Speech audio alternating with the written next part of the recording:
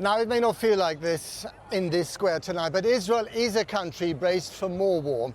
I'm speaking to you from outside the Defense Ministry, just over there, which could order airstrikes against Iran at any time. Iran has already grounded overnight flights from all its airports. It follows an intense night in both Gaza and Beirut as Israel stepped up its offensives against the Iran-backed groups Hamas and Hezbollah. There were more than 30 airstrikes on Beirut's southern suburbs, Hezbollah's stronghold, hitting targets near Lebanon's only international airport. The health ministry says that Israeli airstrikes killed 23 people yesterday in the Bekaa and Baalbek-Hermel regions and across southern Lebanon. Hezbollah has fired dozens more rockets at northern Israel, triggering warning sirens in a number of places. There's also been a shooting attack at Beer-Sheva bus station in southern Israel, which killed a 19-year-old policewoman and injured 10 others. And in Gaza, Israeli airstrikes hit a mosque and school sheltering displaced people in central Deir-al-balah overnight, killing 26 and wounding dozens more. It's also launched a major new offensive in the densely populated Jabalia refugee camp. Alex Thompson has this report, which does contain distressing images. In the early hours of this morning, the first strike blasted in.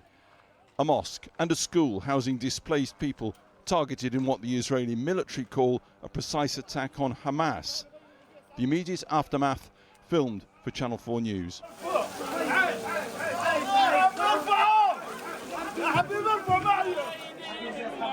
Praying in the midst of carnage over one of at least 26 people killed here in Deir-al-balah in central Gaza. A humanitarian, quote, safe zone in name only.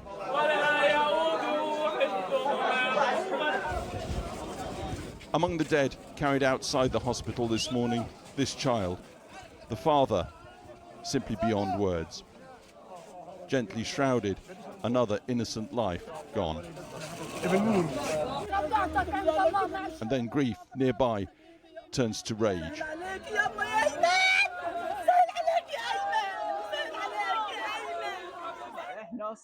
My wife and daughters were martyred, says Khalil Abu Auda, who was sheltering inside the school with his family when it was hit.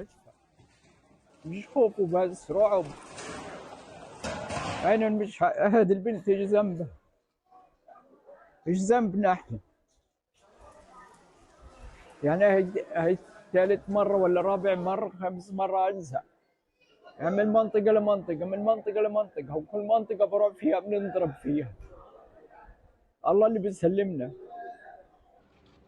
In Jabalia, in Gaza's north, hundreds flee once more. Months ago, the Israelis declared military operations here complete. But last night, it was again encircled. Israel's army citing efforts by Hamas to rebuild its operational capabilities. Israel's war aim, eliminating Hamas, unachieved 1 year on. Overnight, at least 20 people were killed in an airstrike here, with injured and dead children brought to Kamal Adwan Hospital. صغار هؤلاء المستهدفون هو بنك أهداف إسرائيل كما يفعل في جنوب لبنان كما يفعلون وهناك نقول له بإذن الله تعالى أن الشعب هذا رسالته لكم بالدم الدم بالدم يا شعب إسرائيل. Israel orders civilians to go south. Gaza's Hamas-run Interior Ministry today told them not to evacuate, saying claims about safe zones are lies. With the Israeli army launching what it calls a new phase of war invading Lebanon, civilians here faced again with an impossible choice. Ceasefire negotiations at a standstill, Lebanon invaded and escalation with Iran looming. Hopes for peace seem dormant. And Alex joins me now from Ashkelon on Israel's southern coast. Alex. Yes, indeed, Matt. This city, roughly 6 miles north of the Gaza Strip. And, you know, in so many ways, it looks utterly normal, a completely different world, of course, from the events going on just across that border to the south. But not entirely. A number of Hamas rockets fired into this area this afternoon. The authorities said at least 2 penetrated Israel's Iron Dome defense system, but landed on open ground.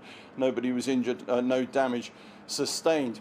So people gather here, as they do across Israel, tomorrow, which is, of course, October the 7th, a date absolutely etched, it's fair to say, into the Israeli national consciousness. It will be marked in events across the country, but particularly down here, close to where Hamas came across the border fence 1 year ago, killed 1,200 people, took 250 people hostage, many of those still held. Those events we will be marking tomorrow, as will so many other people and media from around the world here. Back to you. Alex, thanks very much indeed. Well, earlier I spoke to Gavin Kelleher from the Norwegian Refugee Council, who's in Deir-al-balah in central Gaza. I began by asking him to describe the situation there right now. The situation in Gaza continues to be completely catastrophic. Last month was the lowest amount of aid that we'd got into the Strip since this time last year. Military violence continues at extremely alarming rates on an hourly basis. Just 90 minutes or so before I started speaking to you, there was an airstrike so close to this guest house that the lights outside fell onto the ground and shattered.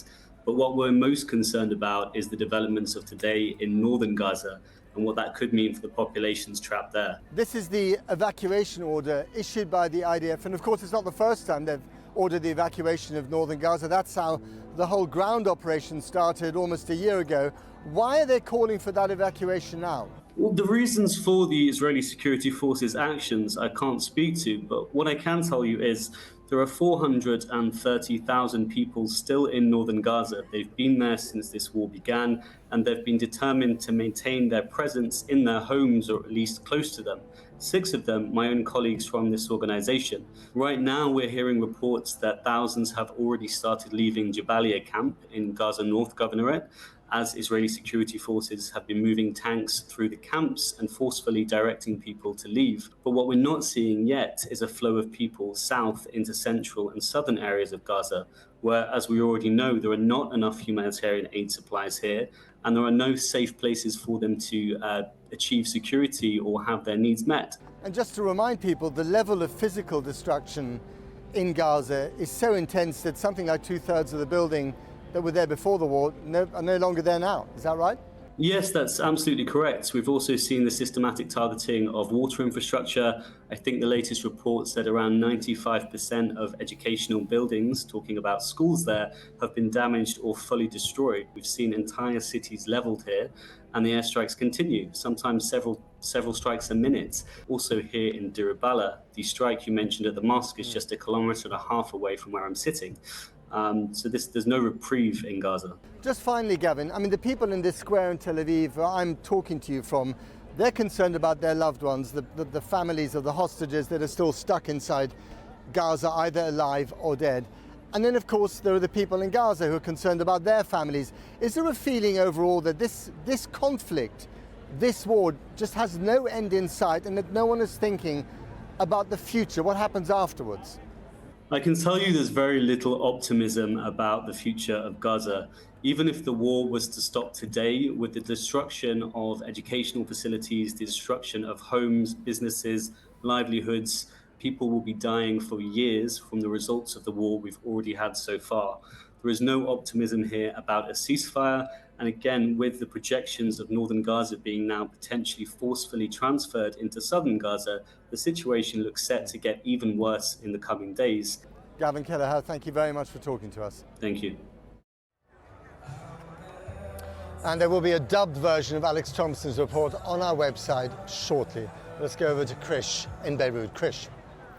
Well, here in Beirut, airstrikes and huge explosions lit up the skyline through the night.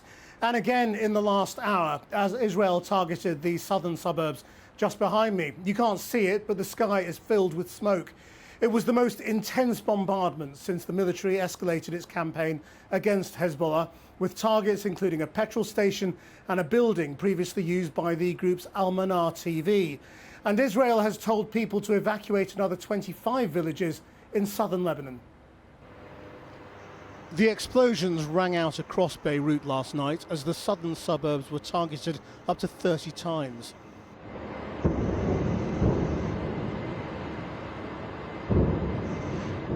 It was one of the heaviest nights of Israeli bombardment yet. Israel said its air force was targeting Hezbollah weapons storage facilities and what they call terrorist infrastructure. Much of this area has been emptied of civilians over the last 2 weeks. But these enormous explosions have a terrifying effect on the whole city. still wondering how the war's escalation will affect the capital in what Israel had said would be an invasion limited in scope and area. This morning in the ruins, the fires still burn in the shells of buildings. Lebanese officials say 23 people died across the country last night. There's no breakdown of how many were fighters and how many civilians. But UNICEF has already said 100 children have been killed in 11 days. In Sidon, Lebanon's third largest city, this was a restaurant reduced to rubble. In Israel, the most sophisticated missile defense system in the world makes most Hezbollah rocket fire ineffective. But in a rare television address in English, Benjamin Netanyahu railed against the French call for an arms embargo and warned of his impending retaliation for Iran's missiles last week. For in defending ourselves against this barbarism, Israel is defending civilizations against those who seek to impose a dark age of fanaticism on all of us. Rest assured, Israel will fight until the battle is won, for our sake and for the sake of the peace and security of the entire world. This afternoon in Israel, another mass shooting, this time in Beer-Sheva, in which one woman was killed and several people injured, the attacker reportedly dead. A year after October 7th, the UN Secretary-General made another, perhaps futile plea for a ceasefire. It's time for the release of the hostages, time to silence the guns, time to stop the suffering that has engulfed the region. Time for peace, international law, and justice. But Iran's supreme leader insisted on social media that the missile attack on Israel was legal and will be repeated, describing Israel as a bloodthirsty regime. And in Israel, the IDF ordered residents of another 25 villages in southern Lebanon to leave, saying anyone who is near a Hezbollah member is putting their lives at risk. There are around 1 million displaced people in Lebanon now. We've been displaced for 10 days now. We don't have food with us. We left our homes and came here. Every night there's a strike. You cannot sleep. Our situation is terrible. If someone is able to find any way to get out of the country, they should. It's better than living on aid, the way we're living now. As the frequency of the airstrikes on Lebanon increases, so does the fear, and the sense that this crisis is only going in one direction.